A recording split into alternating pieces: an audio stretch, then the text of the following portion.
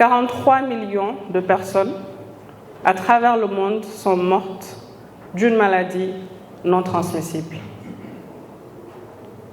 Et tenez-vous bien, 73% de ces décès surviennent dans nos pays à revenus faibles et intermédiaires. Ce ne sont pas que des chiffres, ce sont des millions de personnes qui meurent chaque jour à cause de ces MNT.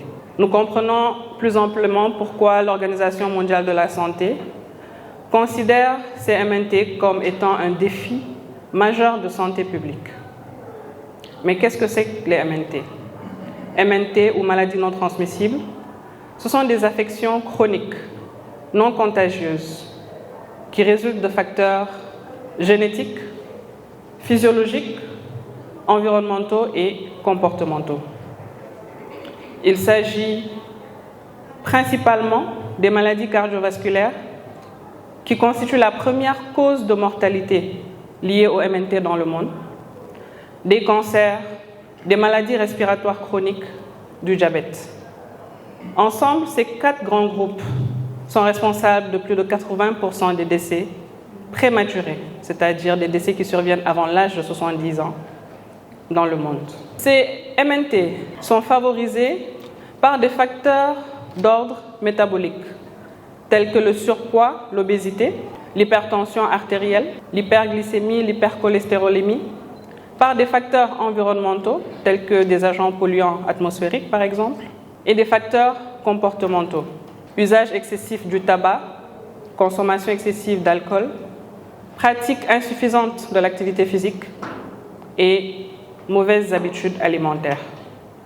Mais heureusement, ces facteurs de risque comportementaux sont modifiables et réversibles, raison pour laquelle ils doivent constituer un levier pour la prévention de ces maladies non transmissibles. Et il est important de noter que ces facteurs comportementaux, à leur tour, contribuent aux facteurs d'ordre métabolique. Si nous revenons un peu aux mauvaises habitudes alimentaires, elles sont influencées par un certain nombre de déterminants d'ordre socio-démographique, socio-économique. Bon nombre de pays à travers les années sont passés par, ou plutôt ont vu une urbanisation accélérée. Cette urbanisation a favorisé l'amélioration du marketing grâce à des techniques digitales, des techniques beaucoup plus modernes. Ils ont favorisé la mondialisation des systèmes alimentaires à travers la modernisation, l'optimisation des infrastructures de distribution. Ils ont favorisé les échanges, les transports d'aliments d'un pays à l'autre et ont contribué à harmoniser un peu les régimes alimentaires entre les différents continents du globe. Il faut noter qu'avec cette urbanisation, il a été remarqué une expansion exponentielle, on va dire, des grandes firmes industrielles, des grands supermarchés, qui malheureusement offrent des aliments malsains, trop riches en sucre, sel ou gras, ou des aliments ultra transformés, qui contiennent peu d'ingrédients naturels, qui sont, on va dire, un cocktail de formulations chimiques, riches en additifs, en épaississants, etc., etc. Malheureusement, ces aliments malsains, ultra transformés, ont un coût très faible, ce qui favorise leur accessibilité économique. Et ces industriels utilisent des techniques marketing, des stratégies agressives, ciblées, pour favoriser davantage l'exposition des enfants adolescents et de la population de manière générale à des aliments qui contribuent à un régime malsain.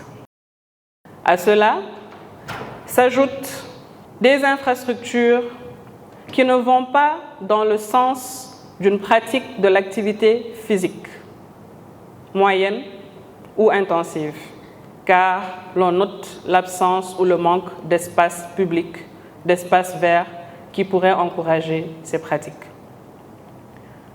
L'urbanisation accélérée, d'après plusieurs études, s'accompagne par ailleurs d'une augmentation des revenus dans les villes.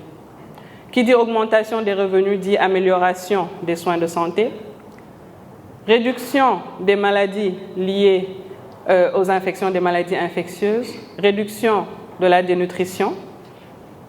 Mais en parallèle, cette augmentation de revenus va contribuer à une augmentation de la consommation d'aliments riches en calories, d'aliments lipidiques, d'aliments à base de produits carnés et d'aliments transformés.